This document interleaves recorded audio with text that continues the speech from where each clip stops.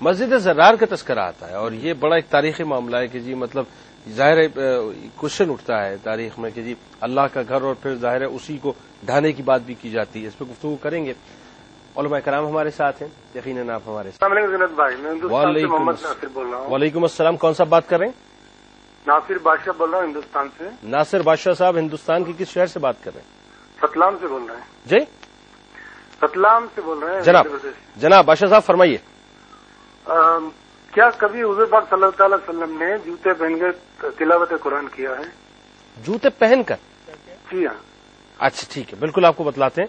آپ کا بہت شکریہ, آپ نے ہمیں ہندوستان سے جوائن کیا. جلاؤ صاحب. ہاں, اس کے اندر یہ ہے کہ نبی علیہ الصلوۃ والسلام کا باقاعدہ پہلے نماز جوتوں میں ادا کی جاتی تھی.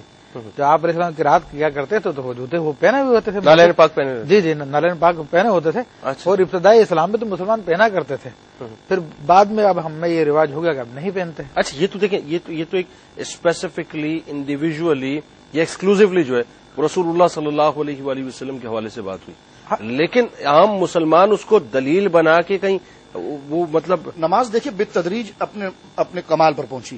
پہلے مسلمانوں کو بس ایک جمع کرنے کی عادت ڈالی گئی, اس میں سلام دعا علیک سلیک جی کیسے ہیں خیریت سے سب جائز. اس کے بعد آہستہ آہستہ اس کی ترتیب لائی گئی ہے. اسی طرح اس وقت بس آؤ جمع ہو جاؤ اور اب کو سجدہ کرو, تو جوتے پہنے ہوئے جو انداز ہے آپ اس کو ادا کرو. لیکن حضور علیہ الصلوۃ والسلام نے آہستہ آہستہ جب اس کو ترتیب فرمائی تو اس چیزوں کو چھوڑ دیا گیا اور اس کو منسوخ قرار دے دیا گیا. جس طرح کہ نماز میں سلام دعا تھی, اس سے بخاری کے اندر روایت موجود ہے, تو ان چیزوں کو منع کر دیا گیا. تو بالترتیب نماز کا کمال پہنچا. اب نماز جو حضور علیہ الصلوۃ والسلام نے صحابہ کرام کو مکمل عادات دکھانے کے بعد, سکھانے کے بعد, قرآن کا مکمل حکم نازل ہونے کے بعد جب نماز اپنے کمال پر پہنچ گئی تو حضور نے پھر اپنے عمل کے ساتھ جو نماز پڑھ کے بتائی ہے اس میں جوتا استعمال کرنے کی اجازت نہیں ہے. بات وہی ہوگی نا کہ یعنی نماز کے وقت تو ظاہر ہے وہ تو بالکل ہی معاملہ اس وقت صرف اجتماعیت تھی کہ بس آ کر کھڑے ہو جاؤ, کہ تمہیں جمع ہونے کی عادت تو پڑے دن میں 5 دفعہ. بس بات یہ ہے, اس کا مطلب یہ ہے کہ کوئی اس بات کو دلیل بنا کے کہیں ایسا نہ ہو کہ بے ادبی جوتے کے ساتھ نماز نہیں پڑھی کہ وہ نماز یا پھر قرآن پاک ایسا خوف ہے جس جو مڑتا ہے, قرآن پاک کی تلاوت, ایسا جوتا ہے جو مڑتا ہے جس کی نال نہ ہو. جو مڑتا نہیں اس میں تو جائز نہیں ہے, جو البتہ مڑ جاتا ہے پاؤں کے ساتھ رہتا ہے اور پاک ہو تو پھر جائز ہے. فی زمانے جو شوز رائز اس میں نہیں ہوتی. ڈیفینیٹلی وہ لیدر ساکس ایسے آتے ہیں جو بالکل مطلب موڑ ہو جاتے ہیں, آپ کے پاؤں کی انگلیاں لگ سکے سجدے کے اندر. اور ظاہر قرآن پاک بھی پڑھتے وقت تو ادب کا تقاضا یہی ہے کہ جیسا ان کا کوشچن تھا کہ وہ بھی جوتے نہ پہنے جائیں. اس میں دیکھیں پاک جوتے ہوں تو پھر انسان پڑھ سکتا ہے. اوکے, جی جی, یہی حکم نماز جنازہ کا ہے کہ جب نماز جنازہ آپ پڑھتے ہیں تو جناب اس وقت جوتے آپ اتار دیتے ہیں. نماز جنازہ آپ پڑھتے ہیں تو جوتے اتار دیتے ہیں, لیکن فقہا نے لکھا ہے کہ جوتے کے نیچے کا نجاست نہیں ہے تو اسی جوتے کو پہن کر آپ نماز جنازہ پڑھ سکتے ہیں. بالکل ٹھیک. اچھا, مسجد زرار کی بات ہو رہی تھی, یہ ایک بڑا عجیب تاریخ کا معاملہ ہے کہ اللہ ہی کے گھر کو اللہ ہی کی طرف سے حکم دیا جا رہا ہے کہ اسے ڈھا دیا جائے. یہ کیا؟ دراصل یہ اللہ کا گھر نہیں تھا. ہاں, پہلے تو اس بات کو ہم یہ ذرا سے کلیئر ہو. ہاں, قرآن نے کہا کہ یہ اللہ کا گھر نہیں تھا. مسجد اس کو صرف اس لیے کہا گیا کہ نام انہوں نے مسجد کیا, تو ان کے قول کی حکایت کی گئی کہ جناب انہوں نے مسجد اس کو نام بنایا تھا, گھر بنایا تو, اور اس گھر کو جناب کہا گیا یہ مسجد ہے. حالانکہ یہ پورا ایک تاریخی تناظر ہے کہ ابو عامر راہب نامی ایک شخص تھا جس نے حضور علیہ الصلوۃ والسلام کی ہجرت سے پہلے اس نے مدینہ کے علاقے کو چھوڑ دیا تھا, اور حضور علیہ الصلوۃ والسلام اور دین اسلام سے اسے بڑا شدید بغض تھا. اب اس نے ہرقل کے ساتھ مل کر یہ فیصلہ کیا کہ کیوں نہ ہم ایک قوت کو بنائیں, اور میرے انصار دوست یعنی جو مدینے کے رہنے والے, کیونکہ خزرج قبیلے کا تھا تو اوس اور خزرج قبیلے جو ہے کہ مدینہ منورہ کے اندر آباد تھے, تو اس نے کہا کہ میں اپنی عصبیت کو بھڑکا کر نبی کریم علیہ الصلوۃ والسلام کے خلاف ان کو کھڑا کروں گا. اب اس نے لوگوں کو بھیجا اور کہا, خزرج قبیلے کے جو مضبوط قسم کے لوگ تھے ان کو کہا کہ جناب تم ایسا کرو کہ ایک مکان بناؤ اور اس کو نام مسجد دے دو, وہ ہمارا بن جائے گا ایک خاص قسم کا ادارہ کہ جس کے ہرقل کے تمام ایجنٹ وہاں پر رابطے میں ہوں گے, اور وہاں سے اسلام کے خلاف مہم چلے گی. جب انہوں نے بنا دیا گیا تو حضور اس دوران ہرقل ہی سے مقابلے کے لیے تبوک کی طرف جا رہے تھے. ٹھیک ہے, جب سرکار علیہ الصلوۃ والسلام اس طرف روانہ ہوئے تو ان لوگوں نے روک کر کہا کہ حضور آپ تشریف لائیں اور نماز پڑھائیں, لیکن اللہ رب العالمین کے حکم سے سرکار علیہ الصلوۃ والسلام نے اس وقت توقف فرمایا اور رک گئے. لیکن جب حضور لوٹ کر آئے تو راستے میں ایک دن کا سفر باقی تھا, تو سیدنا جبریل نے آ کر حضور علیہ الصلوۃ والسلام کو اطلاع دی کہ یہ تمام سازشیں ان لوگوں کی طرف سے ہو رہی جو اسلام کے دشمن ہیں, اور سرکار نے صحابہ کرام سے کہا کہ اب مدینے سے نکل کر آؤ اور اس کو کھیڑ کے ختم کر دو.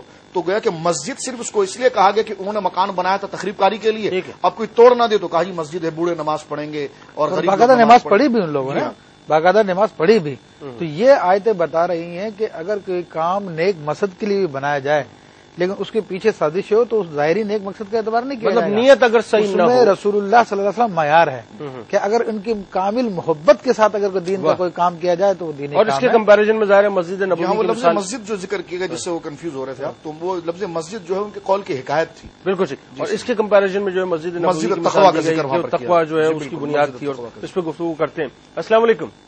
وعلیکم السلام جنید بھائی، السلام علیکم. وعلیکم السلام. کون اور کہاں سے بات کر رہی ہیں؟ میں راولپنڈی سے نثار بات کر رہی ہوں. میری طرف سے تمام کیو ٹی وی دیکھنے والوں کو اور کیو ٹی وی والوں کو سلام. اور میرا یہ سوال ہے کہ نماز پڑھنے کے بعد اگر دعا مانگنا ضروری ہوتا ہے؟ اچھا ٹھیک ہے، آپ کو بتلاتے ہیں. آپ کو بہت شکریہ، آپ نے ہمیں پنڈی سے جوائن کیا. جی علامہ صاحب کیا فرمائیں گے؟ دیکھیں نماز ایک خود دعا ہے، لیکن نماز کے بعد دعا مانگنا قبولیت کے تو یقیناً ضروری ہے. اور ایک روایت میں یہ بھی آتا ہے من لم یسل اللہ یغضب اللہ علیہ. جی بالکل، جو مفتی صاحب نے حدیث پڑھی کہ جو اللہ رب العالمین سوال نہیں کرتا ہے اللہ رب العالمین اس سے غضب فرماتا ہے. اور قرآن مجید کا بھی یہ حکم گویا کہ آپ دیکھتے ہیں سورہ انشرح کے اندر موجود ہے فَإِذَا فَرَغْتَ فَانصَبْ وَإِلَىٰ رَبِّكَ فَارْغَب، کہ جب تم نمازوں سے فارغ ہو جاؤ تو رب کے حضور دعا کے لیے تم مکمل رجوع کرو. اور یہ حضور علیہ الصلوۃ والسلام کی ادائے مبارک بھی ہے، سنت بھی ہے، قبولیت بھی، جس طرح مفتی صاحب نے ذکر فرمایا الدعاء مخ العبادہ، دعا جو ہے وہ عبادت کا مغز ہے، دعا جو ہے مومن کا ہتھیار ہے. تو اس اعتبار سے تو یقیناً یہ ضروریات میں سے ضرور داخل ہے، اور قرآن کا بھی حکم ہے. لیکن یہ نہ سمجھا جائے کہ اگر دعا نہ کی گئی تو نماز ادا نہ ہوئی، اور یہ بھی نہ سمجھا جائے کہ جناب نماز کے بعد اگر دعا کر لی گئی تو نماز کے اندر کوئی خلل پیدا ہو گیا. یہ حضور علیہ الصلوۃ والسلام کی سنت ہے، دعا کرنا چاہیے، مسلمانوں کا معمول ہے اور قرآن کا حکم. کیسی عجیب سی بات ہے نا، کسی عام آدمی سے آپ بار بار کوشچن کریں تو وہ غضبناک ہو جائے گا کہ خدا کا واسطہ میری جان چھوڑو، کیوں روز مطلب میرے سامنے آگے کھڑے ہو جاتے ہو یا بار بار تنگ کرتے ہو. اور اللہ تعالیٰ تو غضبناک اس بات پہ ہوتا ہے کہ ہم جا کے کھڑے نہ ہو اس کی بارگاہ میں. مانگتے کیوں نہیں ہو، مانگتے کیوں نہیں ہو، کیا بات ہے. آپ ہمارے ساتھ ہیں ناظرین، اور یقیناً ہم آپ کے ساتھ ہیں. آپ کی کالز بھی شامل کریں گے، اور علماء کرام بھی ہمارے ساتھ تشریف فرما ہیں. جا کے لوٹ کے واپس آتے ہیں، کچھ اور گفتگو کریں گے، ملاقات کرتے ہیں آپ سے ایک مختصر سے کے بعد. خوش آمدید خواتین و حضرات. مارننگ شو روشنی جنید اقبال میں ایک بار پھر آپ کا میزبان حاضر خدمت ہے. ہمارے ساتھ تشریف فرما ہیں جناب مفتی ابوبکر صدیق صاحب اور جناب علامہ سید مظفر حسین شاہ صاحب. آج کے کوشچن کو ضرور نوٹ کیجیے کہ صدیق کس صحابی کا لقب تھا. تین آپشن ہیں: حضرت عمر فاروق رضی اللہ تعالیٰ عنہ، حضرت ابوبکر صدیق رضی اللہ تعالیٰ عنہ، حضرت عثمان غنی رضی اللہ تعالیٰ عنہ. کوئی ایک آپشن صحیح ہے. موبائل فون سے آپ کے پاس طریقہ کار اسکرین پہ نمایاں ہے، بھرپور ایس ایم ایس کریں. ممکن ہے کل آپ لکی ونر ہو اور آپ سے ہی میری براہ راست گفتگو ہو. علامہ صاحب بات ہو رہی تھی کہ مسجد زراعت کی جب بات آتی ہے تو کمپیریزن میں ایک بات آتی ہے کہ مسجد نبوی کا حوالہ آتا ہے کہ اس کی جو بنیاد ہے وہ ظاہر تقوی پہ ہے، اچھی نیت پہ ہے. تو مثال کے طور پہ آج کے دور کی اگر ہم بات کریں کہ اگر بنیادیں چاہے وہ مساجد کی ہوں، چاہے وہ مدارس کی ہوں، چاہے وہ کسی اور حوالے سے ہم بات کریں کہ اگر اس میں نیت صحیح نہیں ہے اس کی بنیاد رکھتے وقت، تو پھر اس کے لیے فیصلہ کیا ہوگا؟ دیکھیے جب نیت صحیح نہیں ہے تو اس پر اجر و ثواب کچھ بھی نہیں. ٹھیک ہے نا، انما الاعمال بالنیات. اگر نیت ہی ریاکاری کی تو جس طرح کو جامع ترمذی کی حدیث موجود ہے کہ ایک امیر شخص کو جب حضور اللہ رب العالمین کے حضور لایا گیا تو اس نے جب اپنی تمام چیزوں کو ذکر کیا تو اللہ رب العالمین فرمایا اس کو اٹھا کے جہنم میں پھینک دو. اس لیے کہ تمام تر یہ چیزوں کا کرنا تیرا جو تھا وہ نام و نمود کے لیے تھا، ریاکاری کے لیے تھا، میری رضا کے لیے نہیں تھا. اسی طرح بظاہر دین پڑھنے پڑھانے والے شخص کے ساتھ بھی یہ معاملہ ہوا. اسی طرح جناب جو ہے کہ ایک مجاہد کے ساتھ بھی معاملہ ہوا. تو وہاں پر ریا تھی. تو ریاکاری یا اپنا نام و نمود یا اپنے نام کو ظاہر کرنا جہاں مقصود تھا تو وہاں پر یقیناً وہ چیزیں نہیں تھی. لیکن یہاں پر جو ذکر کیا گیا ہے کہ جس کی بنیادیں تقوی پر رکھی گئی ہیں، تو حضرت ابو سعید خدری رضی اللہ تعالیٰ عنہ وارضاہ عنہ کہتے ہیں کہ میں نے سید عالم صلی اللہ علیہ وسلم سے خود پوچھا، اور سرکار علیہ الصلوۃ والسلام کسی اپنے زوجہ مکرمہ کے حجرے میں تشریف فرما تھے. میں نے عرض کیا یا رسول اللہ یہاں پر جو اس بات کا ذکر کیا گیا کہ جس کی بنیادیں تقوی پر ہے، یہ اس سے سب تقوی کون سی مسجد ہے؟ اس پہ گفتگو کرتے ہیں. سید عالم نے فرمایا کہ میری مسجد نبوی ہے. مسجد نبوی ہے. ٹھیک ہے. السلام علیکم. جی وعلیکم السلام جنید بھائی. کون صاحب اور کہاں سے بات کر رہے ہیں؟ وعلیکم السلام جنید بھائی. سوداگر بھائی بول رہا ہوں. السلام علیکم. وعلیکم السلام. سوداگر بھائی ٹیلی ویژن کی آواز کو بند کر دیجیے، آپ تو ہمارے بڑے ریگولر کالر ہیں. ممبئی سے بول رہا ہوں. جی ممبئی سے بات کر رہے ہیں. ٹیلی ویژن کی آواز بند کر دیں، بالکل بند کر دیں. کم کر دیا. بند کر دیں. بند کر دیا میں نے. جی فرمائیے.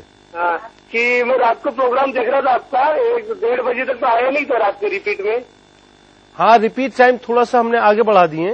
رات 1 بجے پاکستانی وقت کے مطابق جو ہے وہ شروع ہوتا ہے. اچھا. تو ظاہر ہے آپ کے 1:30 بج رہا ہوگا. اچھا میں کیا پوچھوں, میرے سوال کرنا تھا جی جی پلیز. کہ میرے جو آپ کو تو پتا میں 6-7 سال کافی تکلیف اٹھایا ہے. جی جی جی. ہاں تو ابھی اللہ کرم سے میرا کام تھوڑا چل رہا ہے. جی جی جی. تو میرے 4 بچے اور ایک نواسا ہے. ہاں ماشاء اللہ. تو ان کا عقیقہ میں ایک ساتھ کر سکتا ہوں میں؟ 4 بچے اور ایک نواسا. ہاں ایک نواسا کیا اس وقت میرے کام نے آپ کو بہت تکلیف اٹھائی تھی میں نے. جی جی مجھے بالکل پتا ہے, بالکل پتا ہے. میں سوچتا ہوں کہ 4 بچے ایک ساتھ کر سکتا ہوں, اس بارے پوچھنا تھا. بالکل ٹھیک. اچھا دوسرا سوداگر بھائی, لیٹس سپوز جنید بھائی خاص کر کے جی آپ سے باتیں ہوتی ہیں, ہمارے گھر کے چہرے کھل جاتے, صبح آپ کو دیکھتے 9:30 بجے. جی جی. تو ہماری وائف بولتی کہ دیکھو دیکھو جنید بھائی آ گئے ہمارے. جی ہماری چھوٹی بیٹی عائشہ بولتے انکل انکل دیکھو پپا جنید چاچا آ گئے, جنید چاچا آ گئے. بہت خوشی ہوتی ہے. بس جی یہ صبح ہم جب 6 بجے ٹی وی چالو کرتے ہوئے تو کیوں ٹی وی لگتا ہی ہے, اور آپ کی ہنسی دیکھ کے ہمارے گھر میں خوشی ہوتی ہے. بس جی آپ کا پیار ہے, میں کچھ بھی نہیں. سوداگر بھائی دعا کرو میرا ایمان ہمیشہ مکمل ہمیشہ قائم رکھوں. آمین آمین. اللہ تعالیٰ آپ کو استقامت عطا کرے. سلام دینا. وعلیکم السلام. دشمن کی میں اچھا بن رہا ہوں, ابھی سب کو میرے دشمن اور بڑھتے جا رہے ہیں. میں عرض کروں, میں نے دیکھے اس دن آپ کی کال ڈراپ ہو گئی تھی, میں نے اس دن بھی آپ سے ایک بات عرض کی تھی کہ آپ نے ظاہر ہے دین اسلام قبول کیا. یہ بہت بڑی آپ کو ظاہر ہے آپ کو اندازہ نہیں ہے کہ اللہ نے آپ پہ کتنا بڑا کرم کیا. اب جو آپ کا ماضی تھا نا, ماضی میں جڑے جو لوگ تھے آپ کے, آپ نے ان کے ساتھ ناروا سلوک نہیں کرنا. مسلمان تو بنیادی طور پر نام ہے سلامتی کا, پیار کا, محبت کا, امن کا, بھائی چارگی کا. دعا کرو. چھوڑنا کسی کو نہیں ہے. اپنے کردار سے اور اپنے رویوں سے یہ ثابت کرنا ہے کہ ہمارا دامن تو ہر وقت پھیلا ہوا ہے, ہم تو ہر وقت اپنے شانوں کو چوڑا کر کے, اپنے سینے کو چوڑا کر کے تمہارا استقبال کر رہے ہیں. آؤ آ کے ہمارے ساتھ. آپ لوگوں کو اور میرے ٹھیک ہے جی بالکل بتاتے ہیں, بالکل بتاتے ہیں. آپ کا بہت شکریہ, آپ نے ہمیں جوائن کیا. اور ناظرین اگر جیسے کہ سوداگر صاحب نے پوچھا کہ وہ ریپیٹ میں پروگرام نہیں دیکھ پائے, اگر آپ مثال کے طور پر ریپیٹ میں نہیں دیکھ پا رہے یا کوئی وجہ ہے, تو آپ سمپل یوٹیوب پہ جب جائیں گے تو روشنی میں جنید اقبال لکھیں گے تو تمام پروگرامز جو ہیں وہ ڈے بائی ڈے اپلوڈ ہوتے ہیں, آپ ان کو وہاں پہ بھی دیکھ سکتے ہیں. مختصر وقت ہے, ذرا یہ ان کے کوشچن کے حوالے سے کہ عقیقے کے لیے کیا کرنا چاہیے. اگر یہ پوچھنا چاہ رہے ہیں کہ اپنے بچے اور اپنے نواسے یا پوتے کا عقیقہ یہ ایک ساتھ کرنا چاہتے ہیں تو بالکل کر سکتے ہیں. ایک جانور لے لیں جس میں 7 حصے ہوتے ہیں, ٹھیک ہے نا.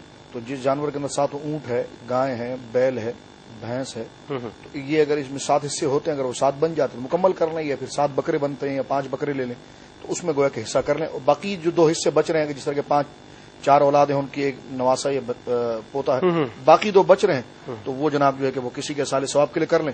باقی عقیقے کا گوشت یہ خود بھی کھا سکتے ہیں, رشتے دار بھی کھا سکتے ہیں, دیگر جہاں تقسیم کرنا چاہتے ہیں. مزید کو وضاحت کی اس میں ضرورت ہے. ان کو کوئی تکلیف وغیرہ بھی ہے؟ نہیں, اصل میں یہ بیسیکلی نان مسلم تھے. اچھا. یہ ماشاءاللہ انہوں نے اسلام قبول کیا ہے. اچھا. تو بات ان سے یہ ہو رہی تھی, انہوں نے یہ اب چونکہ بات نکل آئی تو میں ذرا سرچ کی دیتا ہوں کہ پچھلے پروگرام میں انہوں نے فرمایا تھا کہ میں اپنے جو میرے لوگ ہیں جن سے میں بلانگ کرتا تھا, میں اب ان سے ملنا نہیں چاہتا کیونکہ وہ غیر مسلم ہے اور مجھے ان کے درمیان آتے جاتے ہوئے اچھا نہیں لگتا.